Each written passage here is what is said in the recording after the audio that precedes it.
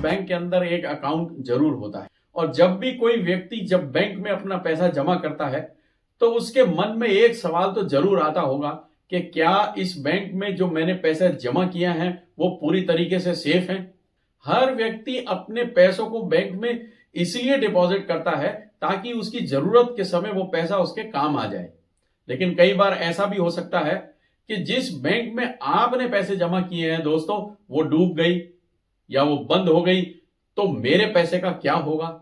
ऐसी स्थिति में डूबे बैंक के जमाकर्ता की मुश्किलें तो बढ़ेंगी ही बढ़ेंगी और उसकी मेहनत की कमाई भी डूब जाएगी। अगर आप भी इन्हीं सवालों के बारे में विचार करते हैं तो दोस्तों ये वीडियो आपके लिए है, अंत तक बने रहिएगा।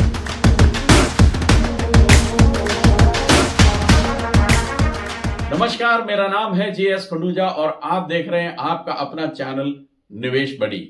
दोस्तों, बैंक डूबने के मामले में रिजर्व बैंक का यह कहना है कि आपने जिस बैंक में पैसा जमा किया है वो deposit Insurance and Credit Guarantee corporation यानी DICGC द्वारा इंश्योर्ड है।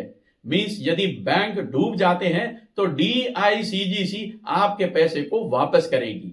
मान लिया वापस करेगी, हम भरोसा रखते हैं रिजर्व बैंक के ऊपर, पर कितने पैसे वापस करेगी? क्या मेरे पूरे पैसे वापस करेगी अगर बैंक डूब गया तो, या कुछ पैसे उसमें से काटेगी, या आधे अधूरे पैसे वापस करेगी? तो भाई साहब यहां मैं आपको बता दूं, यहां गवर्नमेंट ऑफ इंडिया आपके सारे पैसे का ठेका नहीं लेती है। Deposit Insurance and Credit Guarantee corporation DICGC केवल आपके डिपॉजिट का मैक्सिमम 5 लाख रुपए का ही इंश्योरेंस करती है। गूगल पर सर्च करके देखो, what happens to my money if the bank closes in India. साफ साफ लिखा हुआ मिलेगा कि if the bank closes in India your money is protected up to 5 lakh per depositor by the Deposit Insurance and Credit Guarantee Corporation, कि 5 लाख रुपए से ज्यादा का इंश्योरेंस आपके जमा पैसों पर नहीं है। समझ में आई कुछ बात?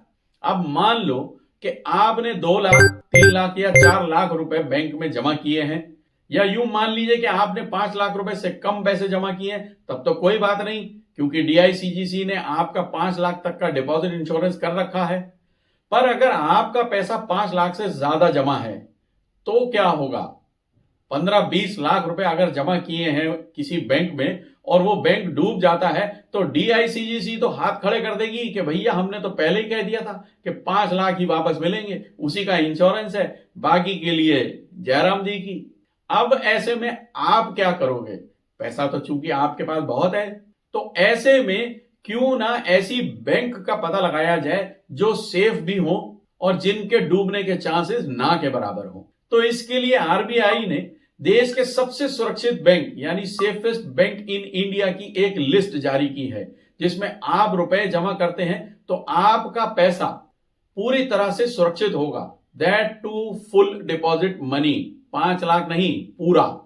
क्योंकि यदि बैंक डूबते हैं दोस्तों तो सबसे पहले डिपॉजिटर का तो पैसा डूबता ही है, साथ ही साथ बैंक के डूबने से दोस्तों देश की अर्थव्यवस्था पर भी बहुत बुरा असर पड़ता है।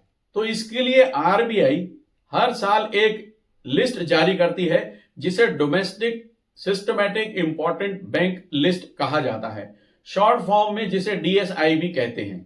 RBI ने हाल ही में जो DSIB लिस्ट जारी की है उसमें 3 बैंक को शामिल किया है और उन 3 बैंकों की लिस्ट में दोस्तों एक बैंक सरकारी है और 2 बैंक उसके अंदर प्राइवेट बैंक हैं।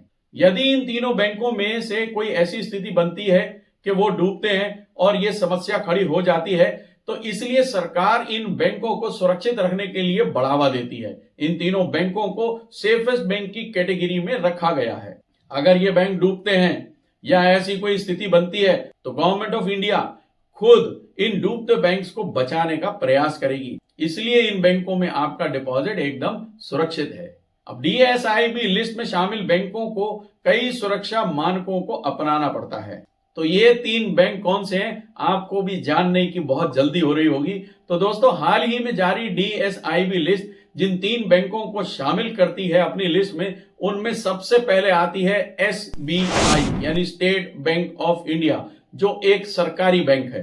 दूसरे नंबर पर जो बैंक आती है वो है HDFC बैंक और तीसरे नंबर पे जो बैंक आती है दोस्तों वो है ICICI ये दोनों प्राइवेट बैंक्स हैं और तीनों ही सेफेस्ट बैंक की लिस्ट की कैटेगरी में आते हैं। पर अगर आपका बैंक खाता इन तीन बैंकों के अलावा किसी और बैंक में है तो क्या करेंगे? तो पहले तो कमेंट कर दो दोस्तों कि आपका बैंक अकाउंट कौन सी बैंक में है, क्या इन तीन बैंकों के अलावा किसी बैंक में है। तो अगर इन तीन बैंकों के अलावा किसी और बैंक में आपका खाता है तो हम क्या करें? कुछ नहीं करना है, करना सिर्फ यह है कि किसी भी एक बैंक में 5 लाख से ज्यादा का डिपॉजिट ना करें, क्योंकि यदि डूबने की स्थिति बनती है तो 5 लाख तक का आपका डिपॉजिट इंश्योर्ड है। इसलिए 5 लाख से कम के डिपॉजिट पर घबराने की कोई जरूरत नहीं है, चाहे वो इन तीन बैंकों में खाता हो, चाहे इनके अलावा किसी अन्य तीन बैंकों में खाता हो। पर ध्यान रखना, यहां अलग अलग बैंक की बात हो रही है, एक ही बैंक की अलग ब्रांचेस नहीं। फॉर एग्जाम्पल, अगर आपने 3 लाख पंजाब एंड सिंध बैंक की किसी एक ब्रांच में जमा किए और पंजाब एंड सिंध बैंक की ही किसी दूसरी ब्रांच में आपने 4 लाख रुपए और जमा कर दिए, तो आपके total Punjab and Sind bank के अंदर कितने पैसे जमा हो गए? दोनों ब्रांचेस के मिला के 3 लाख और 4 लाख यानी 7 लाख रुपए टोटल, जो ऑब्वियसली 5 लाख से ज्यादा है। यानी ऐसे में आप अनसेफ जोन में है, खतरे की घंटी बज रही है। भले ही ब्रांचेस डिफरेंट हो बट बैंक इज सेम।